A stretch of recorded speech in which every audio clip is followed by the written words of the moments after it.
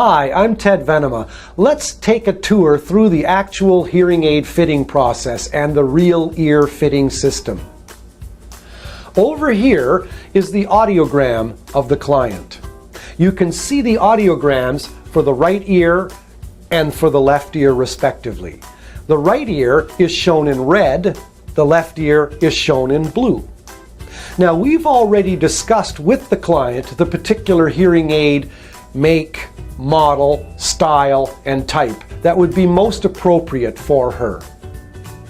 So what we're going to do now, having that having been done, is choose our hearing aid fitting method. Allow me to draw your attention to the screen here, right down where my finger is pointing. I'm going to highlight the fact that one can choose from among several different fitting methods. We happen to have chosen NAL2.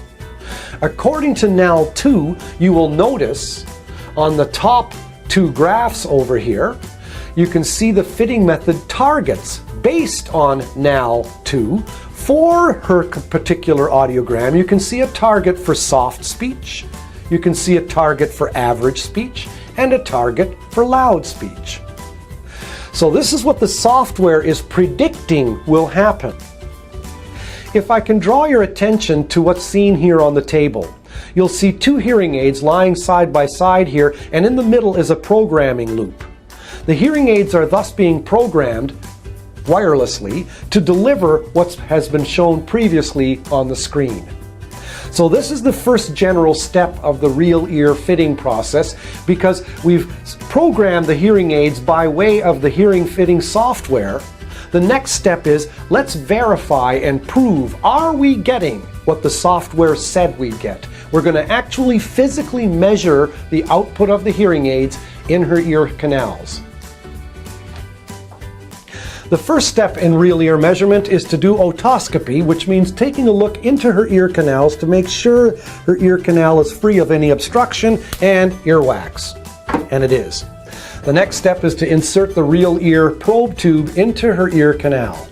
The right that is red here, I hang the loop around her ear. And the next step is to insert the tube into her ear canal so that the black ring that I'm pointing at here is right at her tragus. So we insert the tube into the ear canal so that the little black ring is at the tragus. And you can see that there. The next step is to insert the hearing aid into her ear canal with the tube held snugly in place.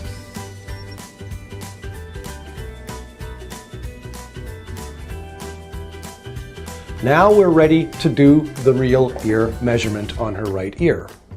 We should, of course, insert the tube into her left ear. So this is what we'll do now. Can you turn around so that we can get to your left ear? And once again, I'll take a look into the left ear to make sure that all is clear. All right. Okay, now we'll put the loop around her left ear. Notice it's blue, highlighted in blue. We've made sure that the ring is 29 millimeters from the end of the tube.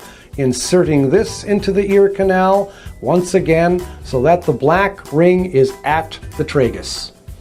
Now we can take the left ear hearing aid, insert that in place so that it does not move the tube, hook it behind the ear, moving the little probe into, or the dome into her ear canal, and now we're ready to begin real ear measurement on both ears.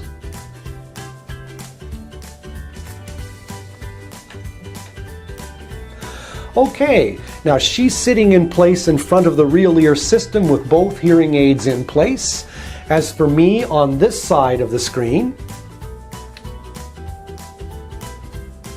you will be able to see what the hearing aids are doing in her ears as I'm speaking live and in time. Here's our hearing levels for the right ear, hearing levels for the left ear, and you can see what the hearing aids are doing to my speech. They're literally lifting my speech above her hearing levels so that all of my speech is audible. You can change any kind of sound you want. Boo! Look at the lows.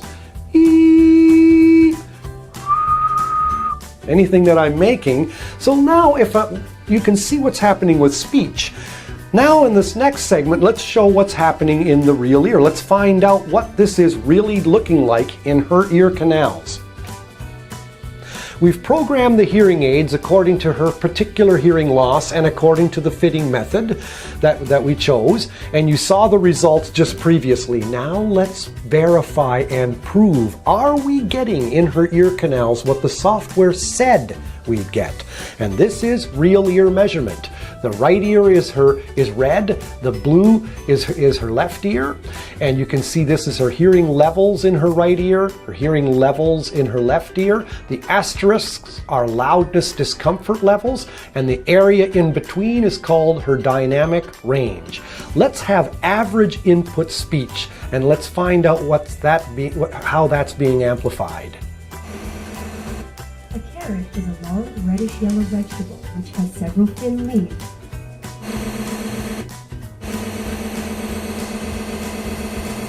A carrot is a long reddish-yellow vegetable which has several thin leaves on a long stem and which belongs to the parsley family.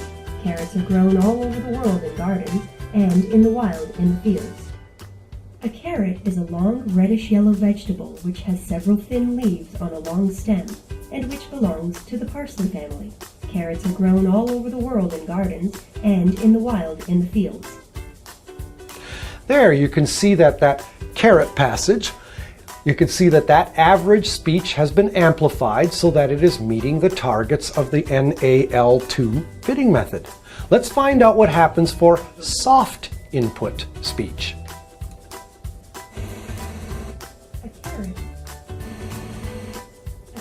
Is a long reddish-yellow vegetable which has several thin leaves on a long stem and which belongs to the parsley family. Carrots are grown all over the world in gardens and in the wild in the fields. Here the targets for soft input speech are shown in pink or purple, and once again you can see that we're fairly close to the NAL2 targets for soft input speech.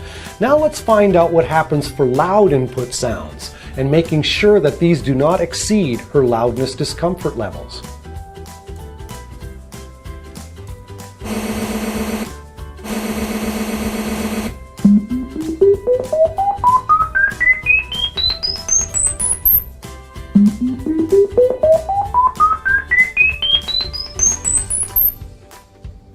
You can see that loud sounds coming into the hearing aid were never amplified so as to be above her loudness discomfort levels.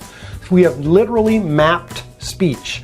Soft, average, and loud sounds, soft speech, average speech, and loud sounds coming into the hearing aid. You can see that the maximum power output has never exceeded her loudness discomfort levels. Soft speech has met, or I should say average speech has met target. Soft speech has met target. This is called speech mapping.